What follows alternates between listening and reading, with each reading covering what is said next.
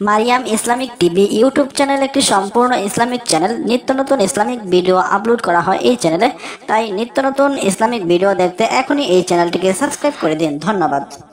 প্রসবের বেদনায় মা চিৎকার করছে আর বলছে, তোমরা আমাকে একটু বিষ এনে দাও, আমি আর ব্যথা সহ্য করতে পারছি না।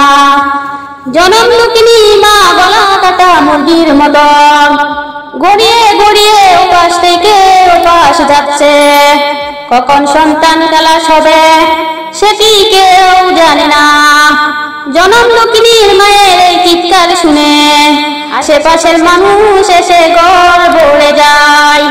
মা বোনেরা এসে সান্ত্বনা দিয়ে এসে বলেন, আর একটু ধৈর্য ধর, এই তো তোর সোনার মানিক দুনিয়াতে চলে আসবে।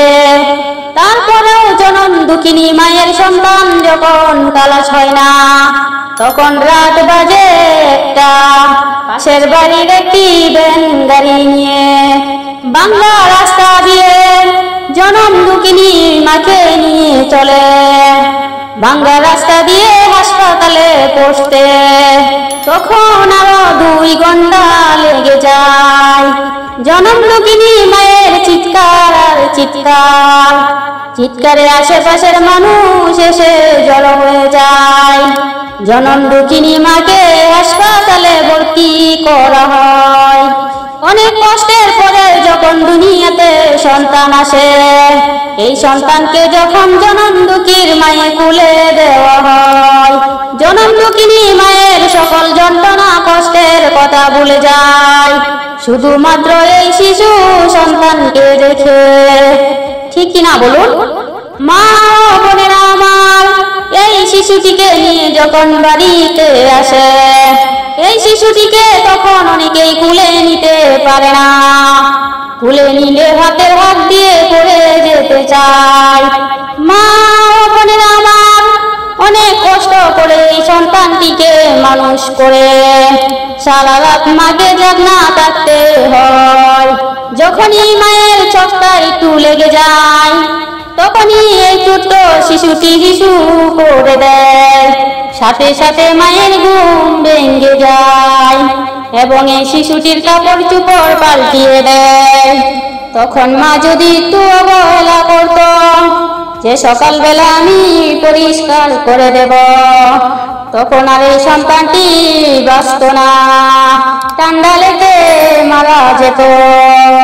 কিন্তু জনম দুঃখিনী মায়ের ঘুমের কথা চিন্তা না করে, নিজের আরামের কথা চিন্তা না করে, জনম দুঃখিনী মা অনেক কষ্ট করে লালন পালন করেছে।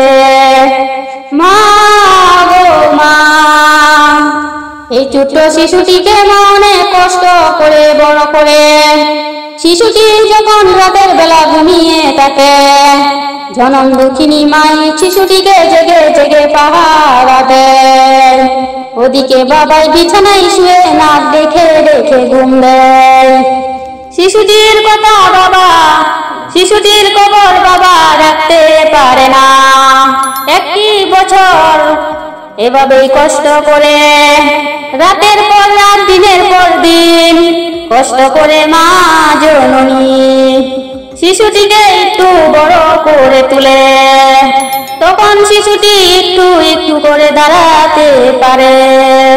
তখন জনম দুঃখিনী মা শিশুটিকে দাঁড় করানোর জন্য অনেক চেষ্টা করে। শিশুটিকে কথা শেখানোর জন্য অনেক কষ্ট করে। একটু একটু করে তাকে কথা শিখিয়ে দেয়, একটু একটু করে তাকে হাঁটতে শিখিয়ে দেয়। তখনই জনম দুঃখিনী মা মুখে একটু হাসি ফুটে। তখন জনম দুঃখিনী মা এই শিশুটিকে খাবার বানিয়ে দেয়।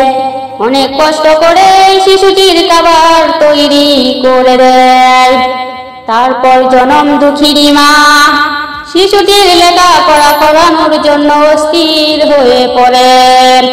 বিভিন্ন স্কুলে মাদ্রাসায় নিয়ে যান, একটু একটু করে তাকে শিক্ষিত করে তুলেন।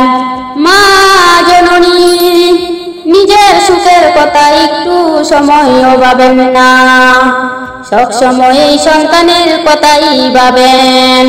তারপরে যখন এই শিশুটি বড় হয়, অনেক শিক্ষিত হয়ে চাকরি করে, এই শিশুটি তখন অনেক টাকা পয়সা রোজগার করে এবং একটি সুন্দরী নারীকে বিয়ে করে। বিয়ে করে সে ঢাকায় একটি ফ্ল্যাট নিয়ে থাকে। তখন আর এই জনম দুঃখিনী মায়ের কথা মনে রাখে না, ঠিক কি না বলুন? মা ও বোনেরা, আপনারা কি আমার কথা বুঝতে পারছেন? এই সুন্দরী স্ত্রী পেয়ে যুবকটি তখন তার মায়ের কথা ভুলে যায়। মাকে তাকে যে এত বড় করেছে, কষ্ট করে এই পর্যন্ত নিয়ে এসেছে, সেই কথা এই পাষাণ যুবক ভুলে যায়। এই যুবক সুন্দরী নারীকে নিয়ে আমোদে ব্যস্ত, আর এদিকে জনম দুঃখিনী মা এই পাষাণ ছেলের জন্য অপেক্ষা করে আছে। এদিকে তার বাবা অসুস্থ হয়ে ঘরে পড়ে আছে। এই জনম দুঃখিনী মা বাজার করতে পারে না, চলতে পারে না। এই পাষাণ যুবকের দিকে তাকিয়ে থাকে কখন টাকা পাঠাবে, কিন্তু এই পাষাণ যুবক